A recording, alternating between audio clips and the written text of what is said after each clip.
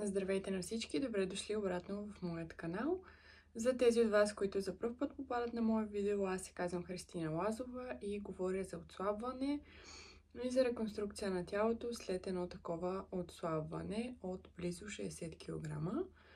Не съм се включвала отдавна. Последното ми видео беше след връщането ми от Турция за операцията, която имах, брахиопластика или премахване на излишната кожа от ръцете. Ръцете много ми висяха, ще прикача предното видео, който има интерес да го разгледа. А в днешното видео искам да си говорим за това, какво се случва с мен последния месец, къде се изгубих и неща, които ще ми се случат в бъдеще. Главната ми цел на днешното включване е, защото исках да ви покажа белезите. Много от вас се вълнуват как изглеждат белезите след едно такова отстраняване на кожа. Така, малко предистория. Операцията трае около 2 часа, 2 часа и половина с пълна упойка. Изписаха ме на следващия ден. Моята операция беше в Турция, в болница Ирмет Хоспитал при доктор Кадир Чичек. Ако искате да се свържете с тях, ще ви оставя и координати долу в описанието. Координатите са на Роза. Тя е българка, така че не се притеснявайте, няма езикови бариери и така нататък. Изписаха ме на другия ден. Възстановяването беше много бързо. Върнах се на работа 1 седмица след операцията, но тук много зависи и какво работите. Аз работя в офис, на бюро, така че нямам проблем с това. Болка нямах. По-скоро на 10-12 ден имах едно ужасно парене в лявата ръка. И може би се оказа, че бях засегнала някакъв нерв. 2 дни пих болкоуспокояващи и всичко отмина. Носех лепенки на самите шевове, които трябваше да сваля на 20-я ден, но се отлепиха на около 2-та седмица и аз ги изрязах, понеже ме дразнеха. Така, сега това са белезите. Както виждате, тук под подмишницата. Тук са почти минимални, като прекалено рано е все още, нали? Те ще избеляват още. И тук отново под подмишницата белега е възпален. Това се получава така, защото има търкане на кожа в кожа. Знаете, постоянно, долу не чак толкова изразено. Но ето и резултата. Може да видите от предишно видео. Всичко, което висеше, вече го няма. Нито една от татуировките ми не е засегната. По този начин, като са ми ръцете, разреза не се вижда. Също така и по този. Той е незабележим.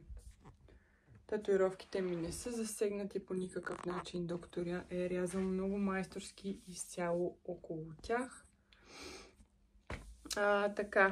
Третирам тази зона, която е тук по-възпалената, с антибиотичен крем. Фусидин се казва, има го и тук в България. А нагоре самия белег с турския крем Носкар, който ви се дава от болницата. Определено мисля, че си заслужава. Ръцете, знаете, на повечето от жените са ни голям комплекс. Така че аз вече нямам този проблем. Не тренирам все още. Вече около 2 месеца не съм ходила на фитнес. Липсва ми. От понеделник мисля да се връщам. Въпреки че по препоръка на доктора е по-добре 6 седмици след операцията. Като аз за начало съм замислила да не тренирам горна част, да тренирам кардио и долна част. Така, общо взето това е за операцията. Ако имате някакви допълнителни въпроси, които ви изникват в TikTok, имам видеа, в които по-често се включвам да говоря, или винаги можете да ми ги зададете тук, като коментар или в някои от моите социални мрежи. Другото нещо, което ми се случи точно след операцията е съсипах си косата. Не знам дали се вижда. Опитвах се да махна черния цвят, но не ми се получи. Ходих в един доста известен салон в София, няма да споменавам имена. Обезцветиха ме с 4 дози обезцветител и то просто не падна. Стана ужасно, след което отново ми нанесоха тъмна боя, платих сума ти пари и излязох супер разочарована. След около 2 седмици с сестра ми решихме да експериментираме. Тя ми махна цвета в къщи, махна ми черното, станах червена каквато исках, но просто не се възприех. И го потъмних след 2 дни отново в някакъв кестен, само и само да махна петната, но не се получи. Сега няма много светлина и не се вижда. Но постригах я, защото наистина беше много изгоряла. Ако имате някакви съвети за суха и уредена коса, Ще се радвам да споделите. Тъкмо я бях заздравила и сега отново е съсипана. Повечето от вас предполагам знаят, че след една интервенция или след пълно пойка като цяло, без значение от вида на операцията, косата има... В смисъл, тя започва да пада от стрес, от всичко, което преминава организма. Най-много се отразява на коса, ногти и така нататък, или първо там започва да личи. Друго, какво искам да ви кажа? Ще си слагам брекети. Много дълго време търсех решение за долните ми зъби. Не е нужно да ми пишете коментари, аз сама си ги виждам, не си ги харесвам. В Турция също правих консултация, както и тук с моя зъболекар, който ми прави горните зъби. На горните зъби имам 4 коронки. Пилени са моите зъби и отгоре са ми слагани. Исках да направя същото и с долните, но те ме увериха, че няма да е естетически красиво, понеже долните зъби ще ми станат по-тесни и по-дълги някакси, ще стоят като ограда. И ме посъветваха и трите доктора, при които бях, да си сложа брекети и да изправя своите собствени зъби. Аз като дете съм носила апаратчета 3 години, но за жалост не помогна. По мое време, когато бях дете, нямаше все още брекети. Така че сега ми се налага да си слагам. Вече всичко е готово. Имам план за лечение и на 2 декември ще ми сложат брекети на долните зъби. За своето лечение аз избрах доктор Дардано в EO Clinic, така че ще ви държа в течение. Наистина се надявам да стана точно както искам. Самия план за лечение е по-малко от година, което е много удовлетворяващо. И може би се прави, че по-хубаво от собствените зъби няма, така че на този етап отлагам пиленето и така нататък да видим какво ще се случи. И още едно нещо важно, което ми се случи този месец е, че си купих кола. Продадох стария си автомобил и си купих мечтаната кола за момента. Ще ви прикача снимки, като и там имах много происшествия.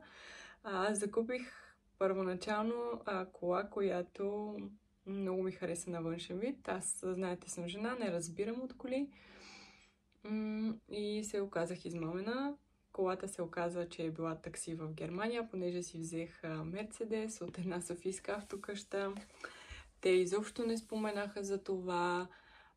Отвътре бяха споменати абсолютно всички екстри на автомобила. Когато я взех, всъщност тя нямаше никакви екстри. Талона ми беше даден след подписване на договора и така нататък. Когато на следващия ден я откарах на диагностика в сервис на Мерцедес, просто бях ужасена. Едно, че километрите по километраж бяха 175 000, а реалните на колата бяха над 500 със сигурност. Всички екстри вътре в автомобила липсваха. Бях дала немалка сума пари. И им се обадих, свързах с тях по телефона и им казах, че ще им заведа дело. За моя радост те се съгласиха да ми върнат парите.